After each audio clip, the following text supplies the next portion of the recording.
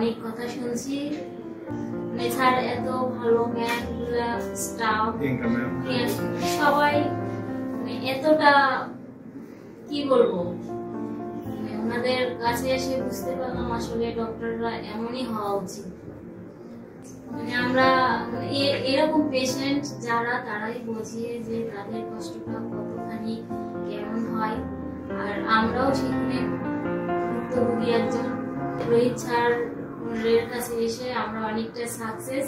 এখন আমরা twin baby carry করব ইনশাআল্লাহ।